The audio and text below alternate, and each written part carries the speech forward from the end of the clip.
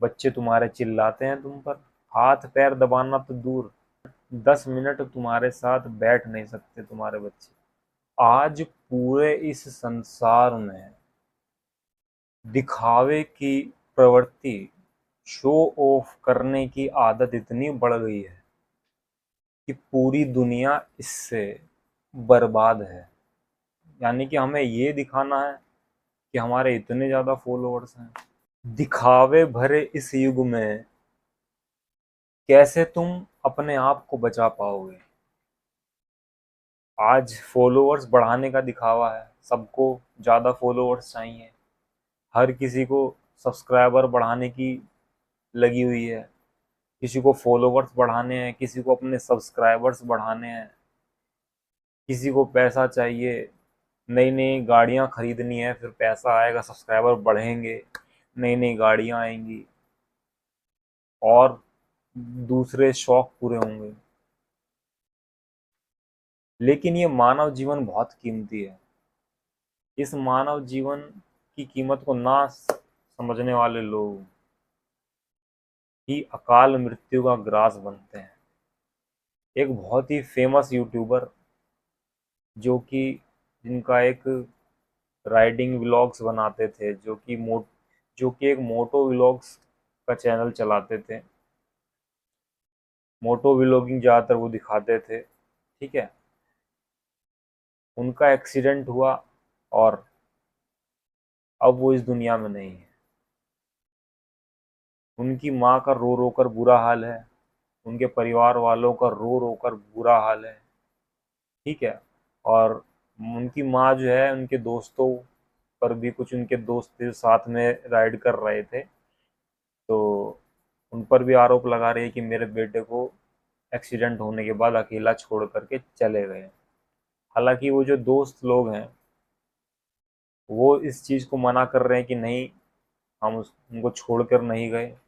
लेकिन अब जिसको जाना था वो तो चला गया।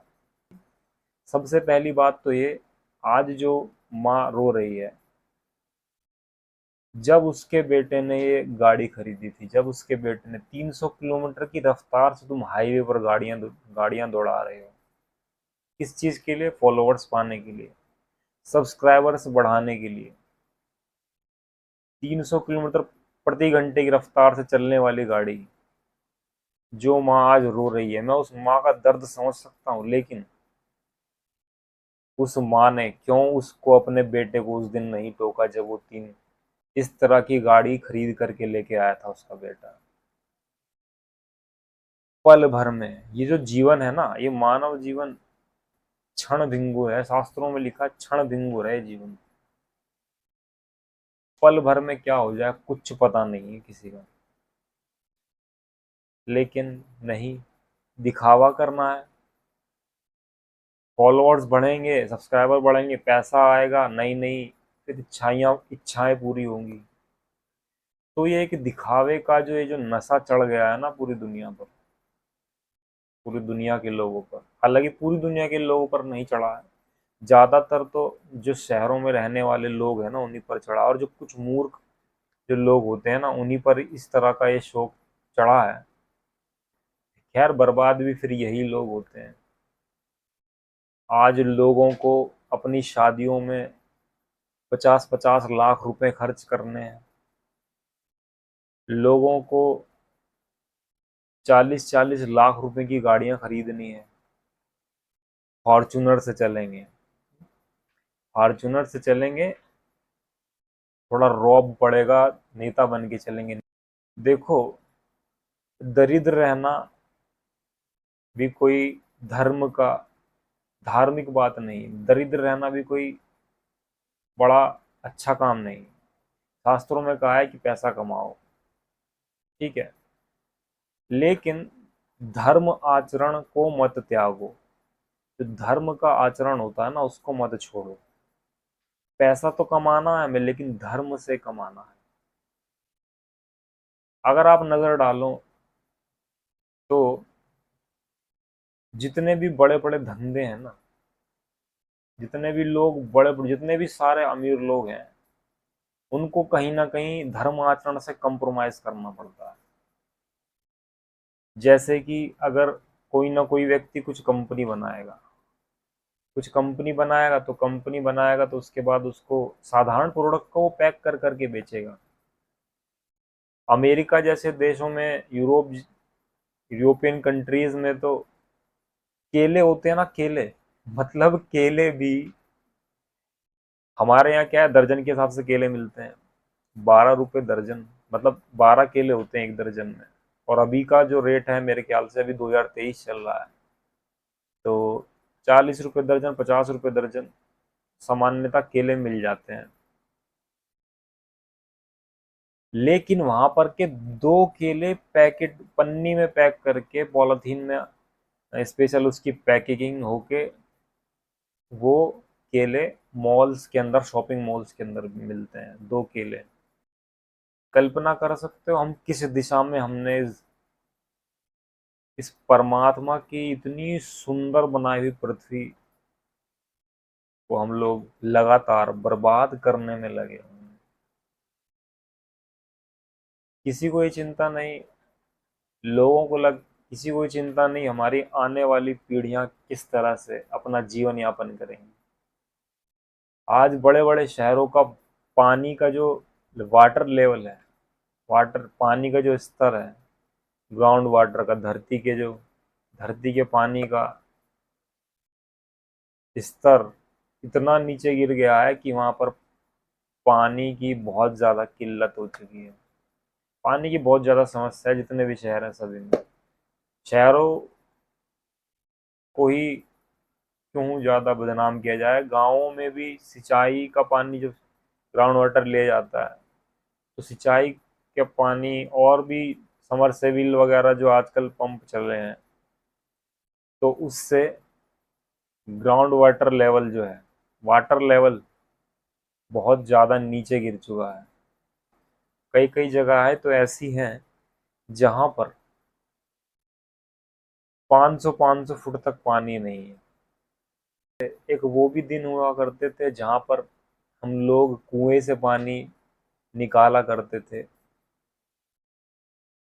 तो वहां पर जब हम कुएं से पानी निकाला करते थे ना, तो मेहनत किया करते थे, रस्सी को खींचा करते थे, तो हमें उस एक बाल्टी पानी की कीमत पता होती थी। उस एक बाल्टी पानी को हम अच्छे से इस्तेमाल करते थे, कहीं उसको वेस्ट नहीं करते थे, उसका सदुपयोग करते थे। चलो कोई नहीं, फिर हम थोड़ा आगे बढ़े, उसके बाद फिर हैंड पंप आए। तो हैंड पंप से भी हम जब पानी खींचते थे, तो हैंड पंप में भी ताकत लगानी पड़ती थी, मेहनत करनी पड़ती थी। लगभग 40-45 बार हत्ती खींचने के बाद, हत्ती मारने के बाद, तब जाकर एक 20 लीटर की बाल्टी भरा करती थी। हालांकि गांव में आज भी नल हुआ करते हैं, पर शहरों में तो कहीं नल देखने को नहीं मिलते। अगर मिल भी जाए तो कहीं उसमें पानी नहीं आएगा। हालांकि दिल्ली है शहर में, बम्बई है शहर में, तो भूल जाओ, कहीं हैंडपम्प को देखने को मिलेगा। एक आधा ही कोई मिल जाए तो बात अलग है। गाँव में जो आजकल हैंडपम्प है, वो कई तो हैंडपम्प खराब रहते हैं। हालांकि सरकारें भी हैंडपम्प को बढ़ावा देने के लिए कुछ संस्थाओं के साथ मिलकर, तो चाहती है सरकार कि मतलब वाटर लेवल ना गिरे ज़्यादा नीचे। सरकार नल को ठीक करना प्लस नए नल इंस्टॉल करवाना चाहती है, लेकिन पैसा आता है नीचे तक आते आते, लगने हैं 20 हैंडपम्प, लगते हैं 10 हैंडपम्प। और आजकल हर तीसरे चौथे घर में आपको सबमर्सिबल का मोटर मिल जाएगा। हर तीसरे चौथे घर में सबमर्सिबल का मोटर लगा हुआ है। और वो जो मोटर है, उस मोटर से फिर पानी इस्तेमाल होता है पूरा फव्वारे के साथ। लोगों को गाड़ियां धोनी है तो समरसेबल की मोटर से धो रहे हैं, पानी से धो रहे हैं।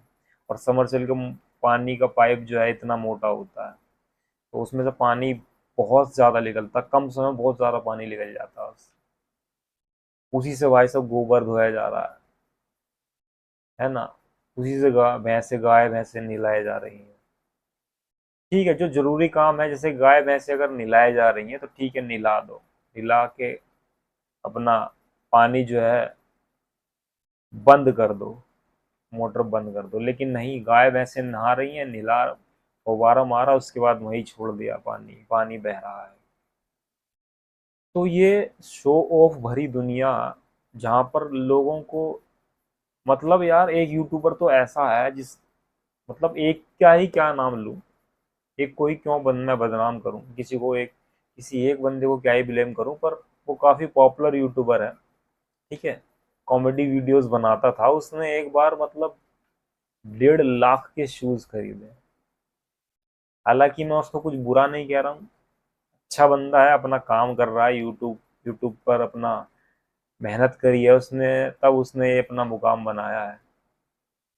लेकिन दुनिया का आप शौक तो देखो, 1.5 लाख के जूते, मतलब ठीक है यार, जूते जो हैं, जूते कहा जाता है कि इंसान को अच्छे जूते पहनने चाहिए, जूते चप्पल अच्छे लगने चाहिए, साफ सुथरे पहनने चाहिए, क्योंकि जूतों पर नज़र जो है ना, पहले जूतों पर नज़र जाती है लोगों की। अब पहले जाए या बाद में जाए वो बात अलग है।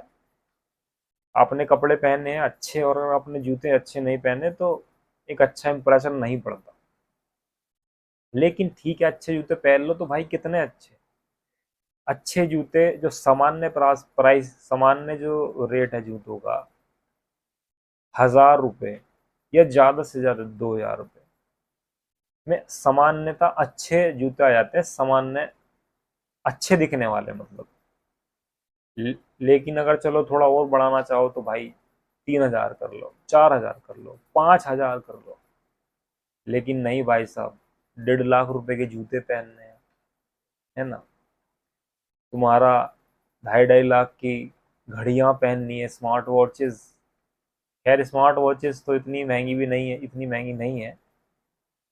कुछ लग्जरी वॉचेस हैं जो हमारे प्रधानमंत्री जी पहनते हैं। खैर प्रधानमंत्री जी अगर पहन रहे हैं ना तो उनकी एक मतलब, वो हमारे देश को रिप्रेजेंट करते हैं, है ना, तो वो अगर पहन रहे हैं तो इसमें कोई ज़्यादा बुरी बात भी नहीं है, ठीक है, और बहुत ज़्यादा अच्छी बात भी नहीं है, नॉर्मल है, उनकी इच्छा है तो वो पहन रहे हैं।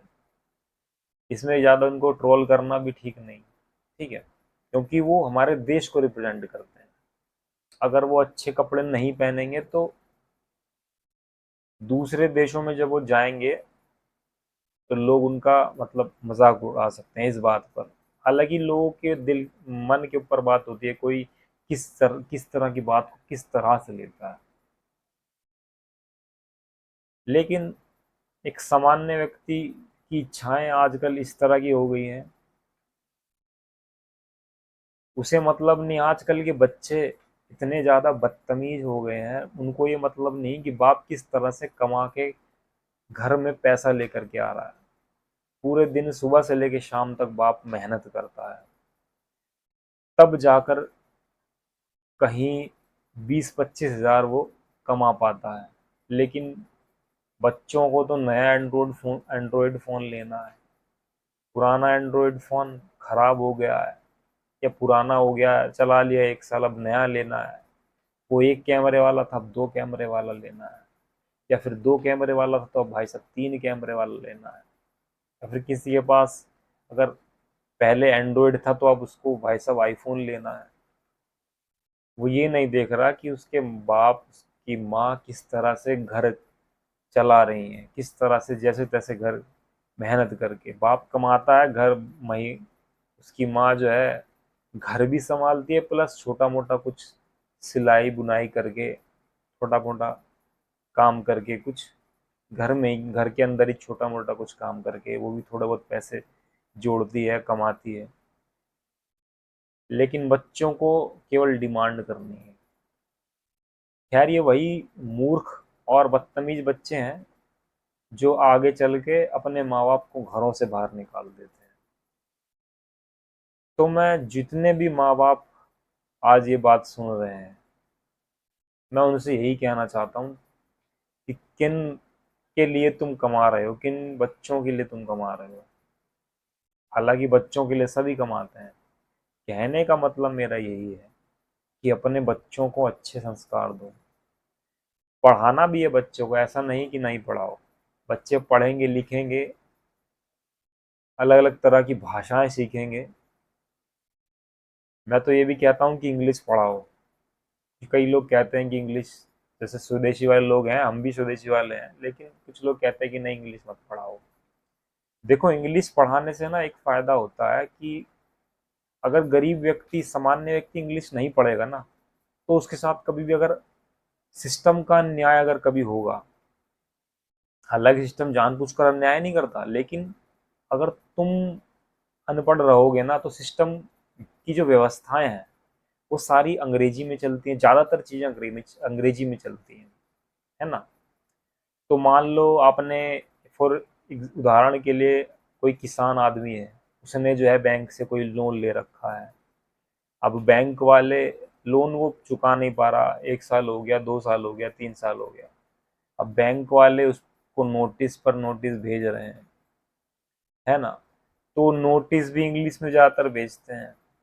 हालांकि गांव देहात में हिंदी वगैरह में भेजते हैं, लेकिन जो भी बैंक की सारी कार्य प्रणाली होती है ना, वो सारी अंग्रेजी में लिखी हुई होती है। सारे जो नियम कानून लिखे होते हैं साइन करते समय, जब अंगूठा लगवाते हैं लोन लेने के बाद, है ना, लोन अप्रूव होने के बाद अंगूठा लगवाते हैं, साइन करवाते हैं, तो सारी बातें, सारी शर्तें इंग्लिश में लिखी होती हैं।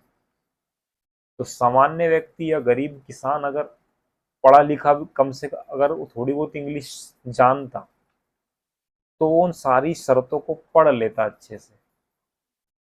लेकिन नहीं, सामान्य व्यक्ति और गरीब किसान इन सब शर्तों को नहीं पढ़ पाता, क्योंकि वो अंग्रेजी में लिखी होती हैं। तो इसलिए अपनी क्षेत्रीय, अपनी जो मातृभाषा, मातृभाषा को सीखने की तो आवश्यकता पड़ती नहीं, लेकिन मातृभाषा को की जो शुद्ध रूप है ना, जैसे कि हम पैदा, जैसे कि मैं, मेरी मातृभाषा अगर देखी जाए तो हिंदी हिंदी है और अगर मैं बोली की बात करूँ, जो डायलेक्ट होती है, तो वो खड़ी बोली है।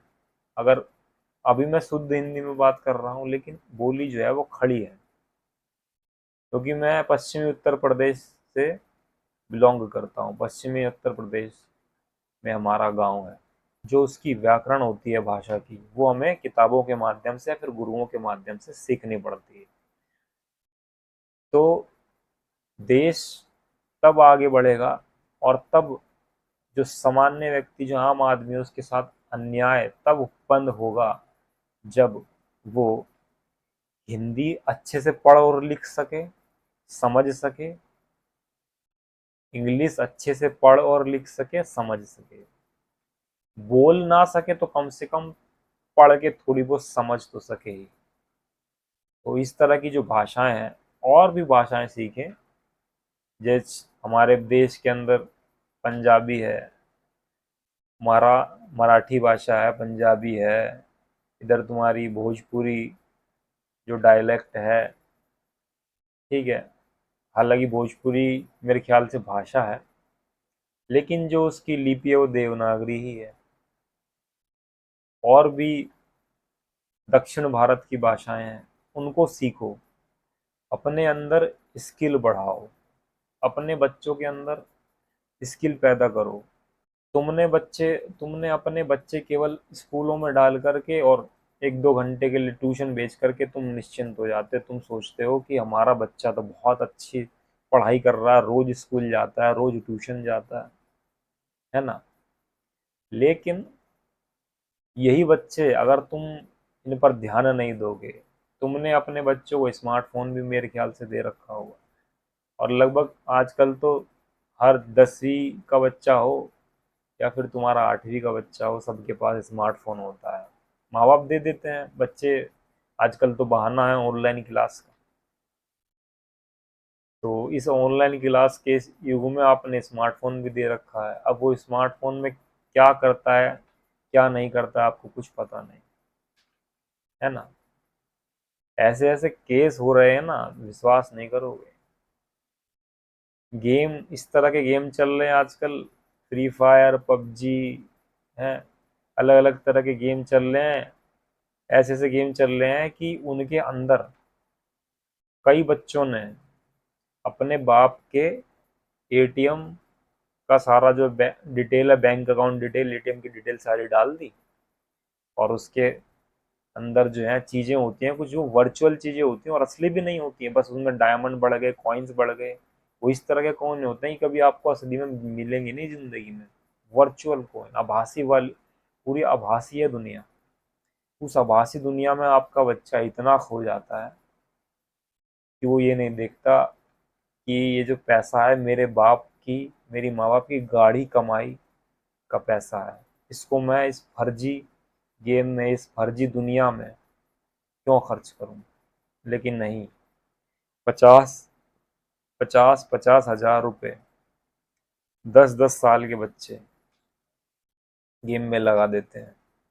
और जब माँ बाप को पता चलता है, तब तक उनका पूरा एटीएम, उनका पूरा बैंक खाली हो जाता है। जब पता चलता है, जब कई दिनों बाद वो अपने बैंक में अपनी पासबुक पूरी कराने जाते हैं। तो आपका बच्चा इस इंटरनेट के युग में क्या चीज़ें देख रहा है, क्या कर रहा है मोबाइल में, आपको इसकी जानकारी रखनी पड़ेगी अगर आपको स्मार्टफोन देना है तो। मैं मैंने पहले भी कई बार बताया है कि अपने बच्चों को स्मार्टफोन अगर देना है तो अपने स्मार्टफोन से लिंक्ड करके देना है। गूगल की एक सर्विस है जिसको आप यूज़ करके इस तरह की चीज़ें कर सकते हो। आपके बच्चे के मोबाइल का कंट्रोल काफ़ी हद तक, सारी चीज़ें तो उसमें नहीं कंट्रोल हो पाती हैं अभी फ़िलहाल, हो सकता है बाद के अपडेट में काफ़ी और चीज़ें भी आ जाएं। उस ऐप का नाम है family link, Google family link. इस ऐप को इंस्टॉल करके ही अपने बच्चों को स्मार्टफोन दो अगर देना चाहते हो तो, और ना दो तो ही बेहतर है। एक समय हुआ करता था, बच्चे जो हैं घर से चले जाया करते थे, घर सुबह खाना वाना खा के, मतलब रोटी वोटी खा के, दूध दाध पी करके निकल जाया करते थे घर से। और कभी दोपहर में आ रहे हैं 3 4 घंटे बाद, कभी शाम को घर वापस आ रहे हैं, जब भूख लगा करती थी तब। पूरे दिन कभी कंचे खेल रहे हैं, कभी गेंद बल्ला खेल रहे हैं, ठीक है, कभी टायर चलाते हुए घूम रहे हैं, कभी ट्यूबवेल पर नहाने जा रहे हैं, है ना।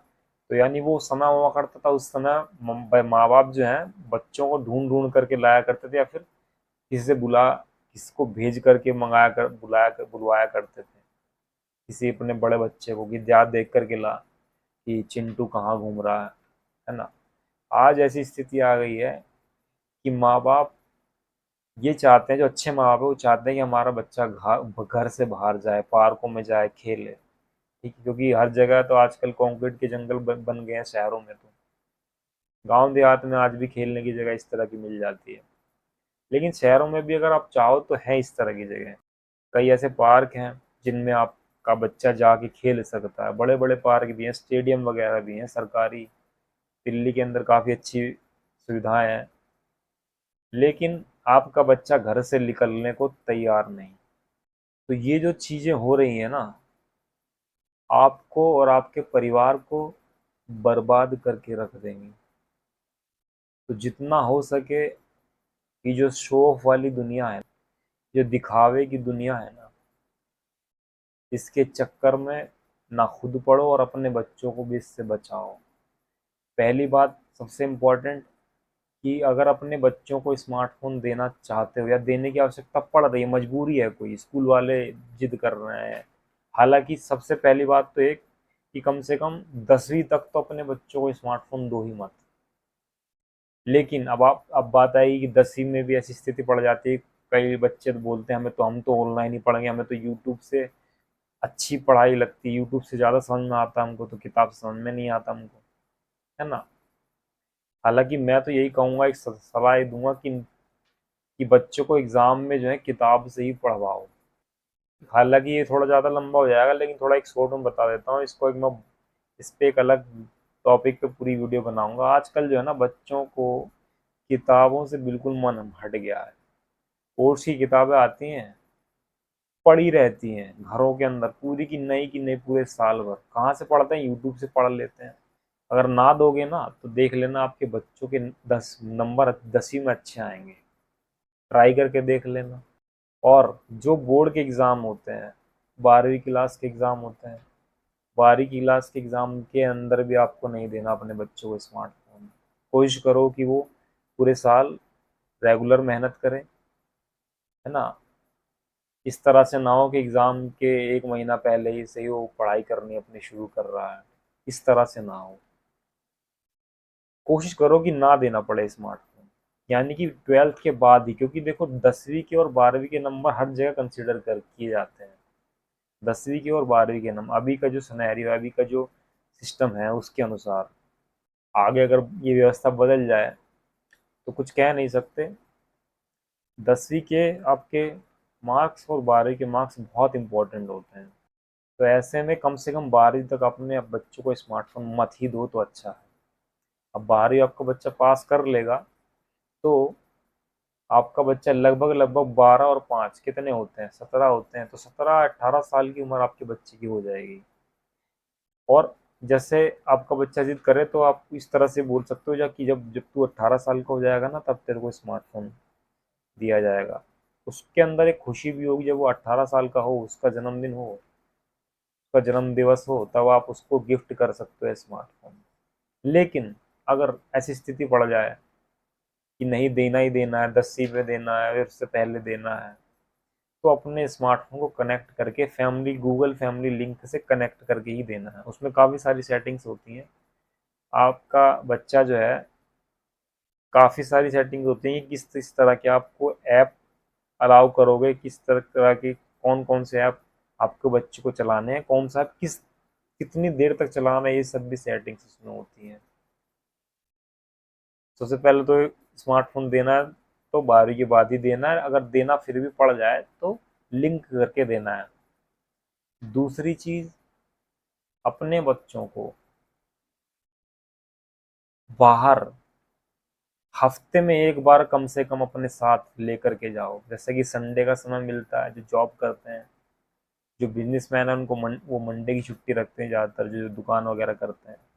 तो अपने परिवार के साथ समय बिताओ, कम से कम एक हफ्ते में एक बार तो कहीं पार्क वगैरह में, या फिर किसी हिस्टोरिकल प्लेसेस पर दिल्ली के अंदर, या फिर जहाँ भी आप रहते हो नीरज जो भी घूमने की जगह है उन पर जाओ। 3 घंटे 4 घंटे 5 घंटे समय बिताओ। ठीक है, अपने बच्चों के, आपके बच्चों को कई सारी चीज़ें सीखने को मिलेंगी। अब मैं जानता हूँ कि आपका बच्चा हो सकता है रोज पार्क वगैरह ना जा पाए, लेकिन संडे को तो जैसे कि घूमने चले जाओ। अगर खुद भी नहीं जा पा रहे घूमने तो अपने बच्चों को ये बोल दो संडे को कम से कम छुट्टी वाले दिन कि अपने दोस्तों के साथ पार्क वगैरह चला जाया करो। बोलो अपने बच्चों को। अपने बच्चों को जो आउटडोर गेम्स है ना वो सब खिलाओ। ऑनलाइन गेम्स बिल्कुल अलाउ मत करो अपने बच्चों को। ऑनलाइन ऑनलाइन गेम्स जो है ना, जो स्मार्टफोन के अंदर गेम्स हैं, उनको खेलने से कुछ नहीं मिलने वाला, कुछ नहीं।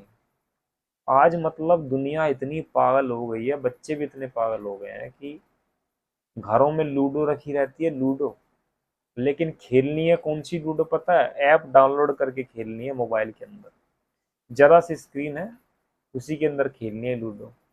घर में इतनी बड़ी लूडो रखी है लेकिन वो नहीं खेलनी। घर के अंदर चेस रखा, वो नहीं खेलना। किसमें खेलना? मोबाइल में खेलना। हालांकि लूडो भी जो खेल रहे हैं मोबाइल के अंदर, वो भी कुछ हद तक ठीक है, कम क्योंकि उसमें कम से कम वो 4 लोगों के साथ बैठ करके तो खेलेगा। जो व्यक्ति अकेला गेम खेल रहा पड़ा हुआ किसी कोने, घर के किसी कोने में पड़ा हुआ अकेला गेम खेल रहा, उससे तो कम से कम यही अच्छा है कि 4 लोग बैठ करके खेल लें। लेकिन वो और अच्छा तब है जब वो असली लूडो से खेले।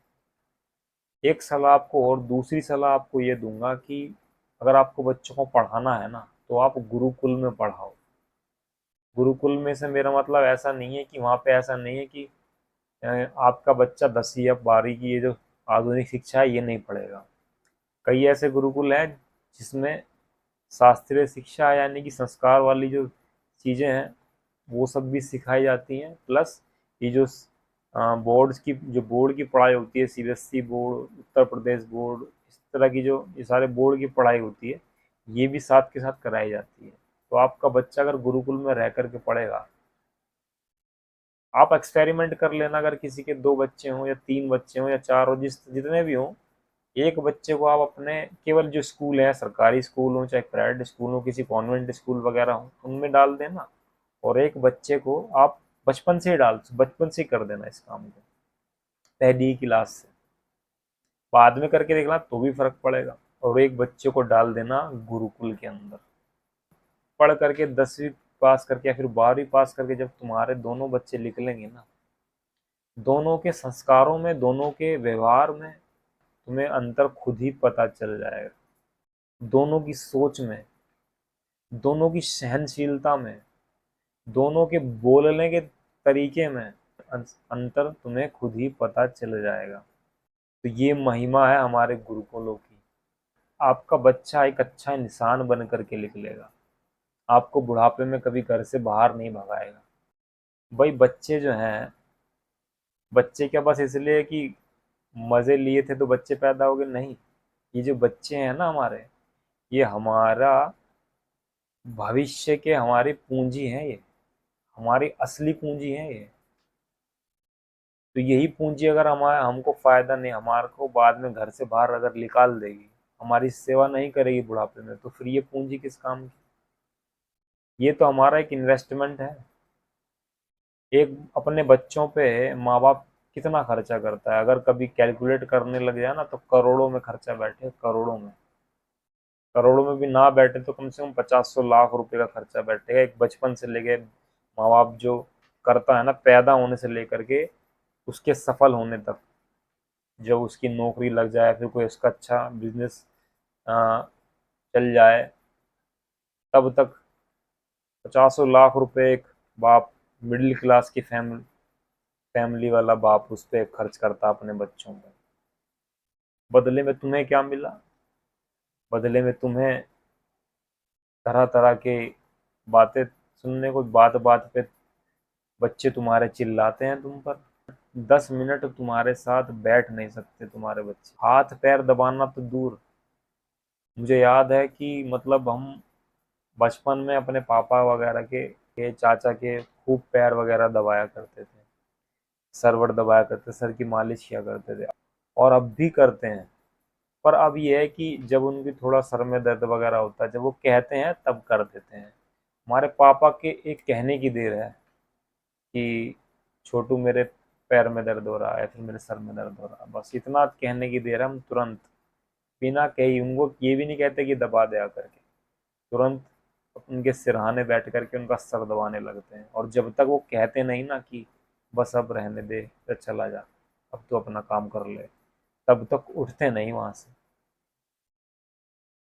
तो इसलिए अपने बच्चों को अच्छे संस्कार दो, अच्छी चीज़ें सिखाओ, और अच्छे संस्कार के साथ आपका बच्चा बड़ा होगा। ऐसा अब पता, माँ बाप क्या सोचते हैं कि चलो थोड़ी बहुत बच्चा अगर चिड़चिड़ापन दिखा रहा है, फिर इस तरह का व्यवहार कर रहा है, तो कोई बात नहीं, बाद में जब बड़ा हो जाएगा तो समझदार हो जाएगा। ऐसा नहीं होगा।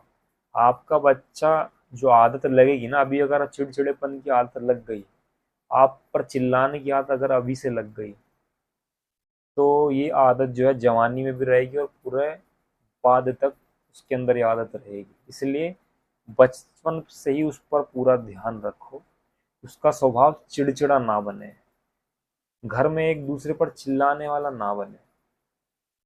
ये चीज़ें आपको ध्यान रखनी है। और तीसरी सबसे अहम बात ये है कि आपके बच्चे का जिस चीज़ में इंटरेस्ट हो, आपके बच्चे का जिस चीज़ में इंटरेस्ट हो, उस चीज़ में आपको आपके बच्चे को सपोर्ट करना है। ठीक है, हालांकि कुछ गलत चीज़ ना हो, अच्छी चीज़ें आप अपने बच्चों से पूछो, भाई दो चार चीज़ें जो भी, जिस भी चीज़ों में तेरा इंटरेस्ट है वो चीज़ें मेरे को तू बता, है ना, मैं देखता हूँ उनमें से कौन सी चीज़ ज़्यादा सही है। तो फिर आप अपना भी थोड़ा व्यू बताओ उसको। आप ये 5 चीज़ें आप अपने बच्चे से पूछ लो कि कौन सी 5 चीज़ें तुझे पसंद है। फिर उनमें से आप भी थोड़ा शॉर्ट लिस्ट करो, एक दो चीज़ें आप उनमें से निकाल दो, देखो नहीं, बच्चे को बताओ देखो इससे कुछ फ़ायदा नहीं, इससे कुछ फ़ायदा नहीं, है ना। तो 2-3 चीज़ें बचेंगी तो आपके बच्चों को एक और अच्छी दिशा मिल जाएगी। तो बच्चों को जो है फोर्स नहीं करना कि नहीं बेटा तेरे को यही करना है। अपने सपने जो है ना बच्चों पर मत थोपो, अपने सपने बच्चों पर मत थोपो। अगर तुम्हारे बच्चे के अंदर कोई टैलेंट है ना, और उसको वो इंटरेस्ट भी है, तो उसको उस चीज़ से मत रोको, उसको सपोर्ट करो, और उस पर विश्वास रखो, उसे थोड़ा सा समय दो, वो ज़रूर अपने जीवन में सफल होगा। कहने का मतलब दुनिया की आधी से ज़्यादा समस्याएं जो है ना, वो शो ऑफ करने से होती हैं। इंसान का काम 10,000 के मोबाइल से भी चल सकता है, एक सामान्य व्यक्ति का, ठीक है। और कोई भैया हैवी यूज़र है तो वो 20,000 का स्मार्टफोन ले ले, 15 का ले ले, 20 का ले ले, 25 का ले ले, लेकिन नहीं, उसको लेटेस्ट आईफोन चाहिए रहता है। वो बेचैन रहता है आईफोन के लिए, कब कौन सा नया मॉडल आएगा।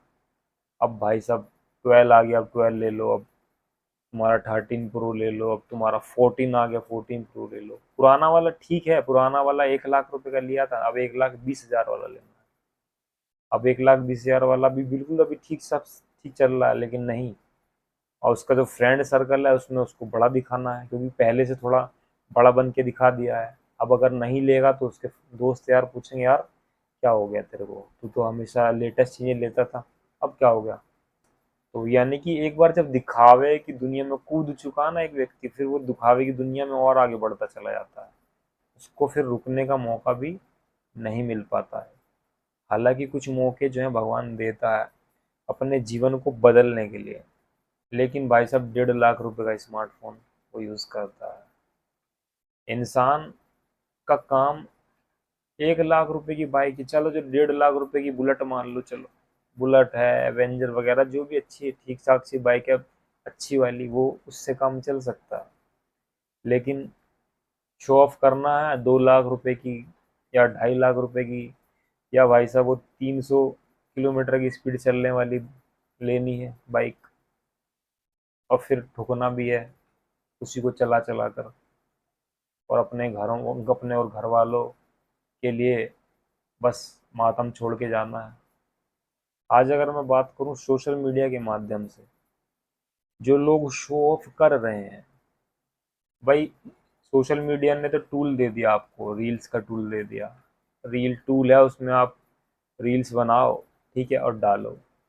आप चाहो तो 1 मिनट के अंदर कुछ अच्छा कंटेंट भी बना सकते हो, लेकिन नहीं, आपको जो है अपने कूले मटका करके दिखाने हैं, है ना। लड़कियों को, कई ऐसी गंदी लड़कियां हैं जिनको अपना अगवाड़ा और पिछवाड़ा हिला करके दिखाना है, ठीक है। उनको फॉलोअर्स चाहिए। क्यों? अच्छा काम करने से तो फॉलोअर जल्दी आते नहीं, अच्छा काम करने से फॉलोअर्स आते तो हैं, पर रेगुलर करो और लंबे समय के बाद आते हैं। 2-3 साल मेहनत करनी पड़ती है तब आते हैं। अच्छा काम करने से भी आ जाते हैं फॉलोअर, पर एक तो कम आते हैं, लेकिन लंबा समय ज़्यादा लगता है। यहाँ पर लड़कियाँ एक रील बनाती हैं तो भाई साहब उनके 5-5 6-6 मिलियन व्यूज़ पहुँच जाते हैं, 10-10 हज़ार फॉलोअर्स बढ़ जाते हैं एक ही रील्स से। फिर वही सब करना है, लेकिन ये सब कंटेंट देखने से जो इतनी बड़ी युवाओं की हानि हो रही है, देश का युवा अंदर से खोखला हो रहा है, इस पर कोई बात करने को तैयार नहीं। टिकटॉक तो बैन कर दिया। टिकटॉक बैन करने का कारण ये नहीं था कि लोग उस पर भी कमर मटका रही थी लड़कियां, है ना, और लड़के उल्टी सीधी वीडियोस बना रहे थे, ये कारण नहीं था। उसका तो कारण दूसरा था कि उसका जो सर्वर था वो चाइना वगैरह में कुछ डाटा वगैरह सेंड वगैरह कर रहा था, तो वो उसका कारण था। और भी कुछ कारण रहे होंगे, सुरक्षा की दृष्टि से उसको बंद किया था। लेकिन अश्लीलता की दृष्टि से जो सोशल मीडिया पर एक परोसी जा रही है, सरकार के हाथ में है। सरकार सभी सोशल मीडिया को, फेसबुक, इंस्टाग्राम, ट्विटर आदि को निर्देश दे कि भाई कोई भी इस तरह की अश्लील सामग्री, हालांकि ये सॉफ्ट पोर्न कहलाने लगा है, ये चीज़ जो है सॉफ्ट पोर्न के अंदर आने लगी है, ठीक है। कोई बहुत ज़्यादा गंदी वीडियोस तो देखने में नहीं आती, लेकिन ये जो छोटी छोटी इस तरह की वीडियोस हैं, ये युवाओं को बर्बाद कर रही है, हमारे देश की ताकत को कमज़ोर कर रही है। कहाँ कहाँ से अपने बच्चों को बचाओगे? कौन कौन लोग हैं, ऐसे ऐसे लोग हैं ना दुनिया में, ऐसी ऐसी संस्थाएं हैं, आपको, आपके परिवार को तोड़ने में लगी हुई, सदियों से लगी हुई हैं, और कई परिवारों ने तोड़ भी दिए हैं, क्योंकि वो चाहती नहीं कि परिवार के एक रूप में, फैमिली यूनिट के रूप में इंसान रहे। वो चाहती नहीं। तो फैमिली यूनिट में रहता है तो उस इंसान के पास ताकत होती है। वो चाहती है कि फैमिली बिखर जाए, माँ बाप अलग घर में रहें, बच्चे शादीशुदा हो गए तो अलग घर में चले जाएं, है ना। ये लोग ये चाहते हैं। अब ये कौन लोग हैं? ये वही हैं जो अलग अलग तरह के षड्यंत्र लाते रहते हैं समय समय पर। जैसे कि वो लाए थे इस तरह का, आपको यहाँ पे ठोकने वाला, दो दो ठोकने वाला लाए थे ना। जिसके जिसी के लिए वो तालाबंदी की गई थी। तो ये अलग अलग षड्यंत्र लाते हैं लोग आपको बर्बाद करने के लिए। ये लोग चाहते नहीं कि आप हंसी खुशी रहो। ये लोग चाहते नहीं कि आप ध्यान करो। ये लोग नहीं चाहते कि आप परमात्मा का ध्यान करो। ये लोग नहीं चाहते कि आप स्वस्थ रहो। आप अगर स्वस्थ रहोगे तो हॉस्पिटलों में नहीं जाओगे, आप महंगी महंगी दवाइयाँ नहीं खरीदोगे। ये लोग नहीं चाहते कि आप गाय पालो, ये लोग नहीं चाहते कि आप घोड़ा पालो। क्यों? गाय घोड़ा पालोगे या फिर नंदी वगैरह पालोगे तो बग्गी होगी आपके पास, आप उससे एक स्थान से दूसरे स्थान पर जा सकोगे। ये लोग चाहते हैं कि आप पेट्रोल भरवाने वाली या फिर, यानी कि कहने का मतलब खर्चा करवाने वाली चीजें ही खरीदो आप। पेट्रोल भरवाओगे, अब पेट्रोल की कीमत कितनी होनी चाहिए सरकार के हाथ में हर बार बढ़ा देती है। हालांकि अलग से बॉडी बना रखी है शायद सरकार ने। अगर मैं कहीं गलत हूँ तो मुझे माफ़ कर देना। तो वो तय करती है, लेकिन टैक्स वगैरह तो सरकार के ही हाथ में रहता है। स्टेट गवर्नमेंट है और प्लस सेंट्रल गवर्नमेंट है। अब तो जीएसटी के दौरान दोनों गवर्नमेंट को आधा आधा जाता है। तो ये लोग यही चाहते हैं कि आप ये लोग नहीं चाहते कि आप अपने खेत के अंदर उगा करके सब्जियां खाएं। ये लोग चाहते हैं कि आप मंडी से ला करके ही सब्जियां खाएं, उसके बाद आप अपना हालांकि ये चीज़ भी काफ़ी अच्छी है कि चलो तो कम से कम मंडी से ला रहे हैं तो खा तो रहे हैं, शुद्ध चीज़ ताज़ी चीज़ें खा तो रहे हैं। आने वाले समय में ऐसी व्यवस्था आने वाली है कि आपको पैक्ड चीज़ें सस्ती मिलेंगी, और जो ताज़ी चीज़ें हैं ना, जो फ्रेश वेजिटेबल्स वगैरह, ये बहुत ज़्यादा महंगी मिलने वाली है। आपको पैक्ड नमकीन सस्ती मिल जाएगी, 10 रुपए की मिल जाएगी पैकेट। पैक्ड चिप्स वगैरह सस्ते मिलेंगे आपको 10 रुपए में, 20 रुपए में। और सब्जियां आपको महंगी मिलेंगी, फल आपको महंगे मिलेंगे, ताकि आप ताज़ी सब्जियां ताज़े फल ना खा पाओ। तो इतने षड्यंत्रों के बीच अपने आप को और अपने परिवार को बचाना काफ़ी मुश्किल हो जाता है, खास करके तब जब आप शहरों में रहते हो। तो मेरी चौथी सलाह ये होगी कि हो सके तो आपका जो पैतृक गांव है, थोड़ी बहुत अगर आपकी ज़मीन है तो वहाँ पर आप अपना एक ठिया बना लो, रहने का छोटा मोटा सही, एक दो कमरे आप बना लो। क्योंकि आप, कहने का मेरा मतलब, अगर आप गांव में रह भी नहीं सकते ना तो गांव से आप जुड़ाव रखो। ऐसा नहीं है साल साल हो जाता है, 2 साल हो जाता है, 3 साल हो जाता है, आप गांव में झांकने भी नहीं जाते हो। आप अपने गांव से जुड़े रहो।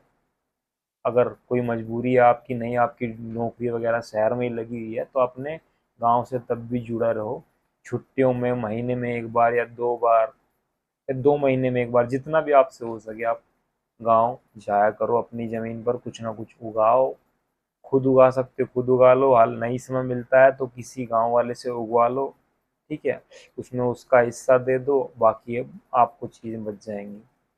और उसको निर्देश दे दो कि भैया मेरे को यूरिया वगैरह नहीं डलवाना, मेरे को तू इस तरह से खेती कर। आप बता दो कि मेरे को प्राकृतिक रूप से खेती करवानी है, ठीक है, ये चीज़ें मेरे को चाहिए। गेहूं भी आप उगा सकते हो, सरसों उगाओ, अपना घर का तेल करवाओ। ये सब चीज़ें जो बड़ी बड़ी कंपनियां नहीं चाहती। लेकिन जो शो ऑफ करने वाले लोग हैं उनको तो तेल भी तिल का खाना है, और तिल का तेल भी असली नहीं मिलता शहरों के अंदर। बेचारे बहुत भोले लोग हैं, इनको नहीं पता। हवन के अंदर डालने वाला घी, हवन के अंदर डालने वाला घी तक नकली आता है। यानी कि हवन के अंदर भाई कौन सा घी डाला जाता है? हवन के अंदर बताया गया जो घी, वही घी जो हम खाते हैं। भाई ऋषि मुनि जो हुआ करते थे पहले के समय में, अपने आश्रम में गाय वगैरह रखा करते थे। तो आश्रम में जब गाय वगैरह रखते थे तो उसी गाय के दूध से दही बना करती थी, दही से बनता था मक्खन, फिर मक्खन से जो है घी निकाला जाता था, बिलोना वाला घी। आजकल तो घी बनाने का तरीका ही अलग हो गया, मलाई इकट्ठी की जाती है, उससे घी बनता है। हालांकि मलाई इकट्ठी करके भी घी जो बनता है, घर पे बन रहा है अगर, तो बाजार में मिलने वाले घी से काफ़ी अच्छा है। लेकिन यहाँ पर जो पहले उसी से घी बनाया जाता था, तो वही घी जो है ना, वही घी हवन में भी इस्तेमाल हुआ करता था।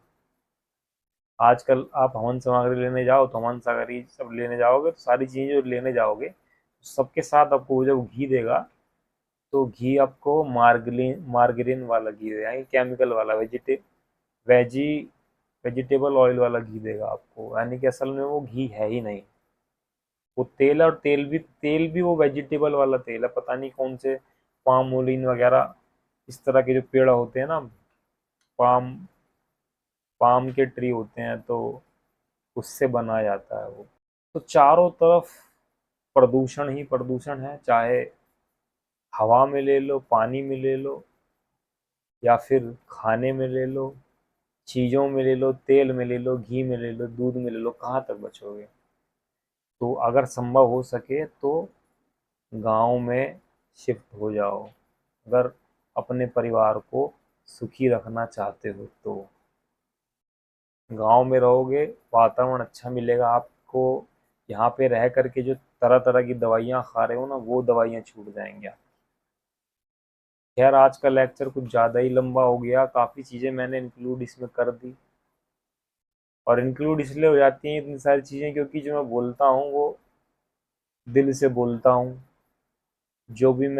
जो मुझे लगता है कि हाँ भाई, तुम्हारे भले की बातें हैं, वो सारी तुम्हें बताने की कोशिश करता हूँ।